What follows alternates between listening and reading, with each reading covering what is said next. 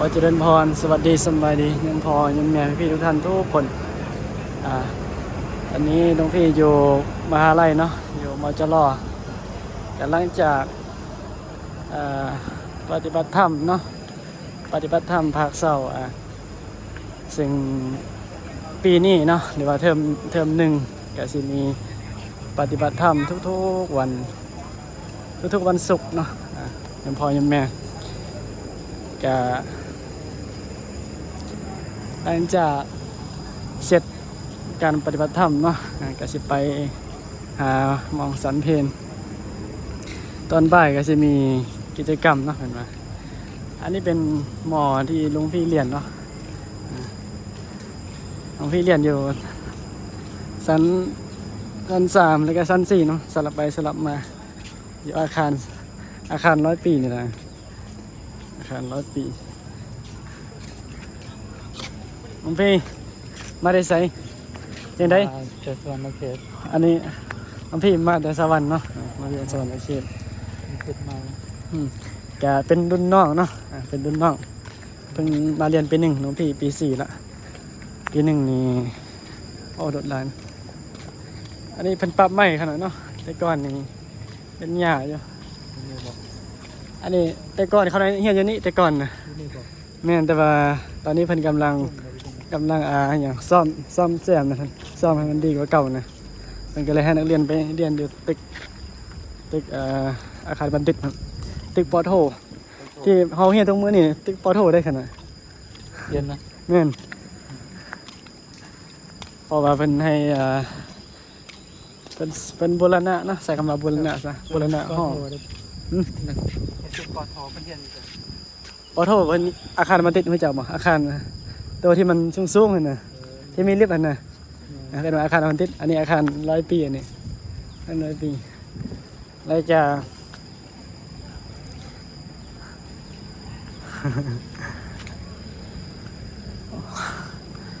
โอ้มื้อนี้นะแดดแต่เช้าเนาะแต่ว่าเมื่อวานเนี่ยฝนตกดีๆเป็นจังได๋นั่งสมาธินะ คือว่าแดดแต่เช้ามื้อนี้นะอันนี้เนาะยังพอมีแม่แต่ก่อนนะลุงพี่นะเรียนอยู่นี่ชั้น2กับชั้น3ประชุมกับชั้น4แต่ก่อนแต่ว่าตอนนี้เพิ่นกำลังเขาเรียกว่าบูรณะอย่างสักอย่างน่ะเพิ่นจะสร้างให้มันดีกว่าเก่าประมาณนะเพราะว่ามันสิว่าจังได๋ล่ะนักเรียนมันมาเรียนหลายเนาะปีนี้ก็หลายปีนี้ถือว่าหลายปีนี้นะอันนี้ก็เป็นเน้นมาแต่ลาวเด้อนี่สองรูปนี่สันติอันนี้ก็มาแต่ลาวบ่แม่นบ่อ๋อนมัสการเขาหน่อยถ่ายวิดีโออันนี้ก็เป็นนิสิตใหม่เนาะพระนิสิตใหม่อันนี้ก็เป็นปี2แล้วรุ่นอ้ายเฮาหั่นน่ะจันใส่น้อยบ่มาเนาะสรุปสิเรียนต่อบ่เพิ่นน่ะ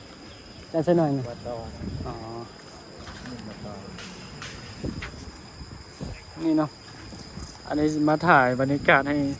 ยมพ่อยมแม่เบิ่งเนาะพี่ๆที่บางคนอาจจะถามว่าหลวงพี่เรียนอยู่ไทยเรียนอยู่ไสอันนี้หลวงพี่เรียนอยู่มหาจุฬาเนาะมหาจุฬาขอนแก่นหรือว่ามจรเนาะเป็นวิทยาเขตเนาะยมพ่อยมแม่วิทยาเขตนะจะโดยปกติจะหลวงพี่จะไปสันเพนเนาะกับพาล่าเนี่ยส่วนใหญ่จะพากันตุ้มโฮมกันเนาะ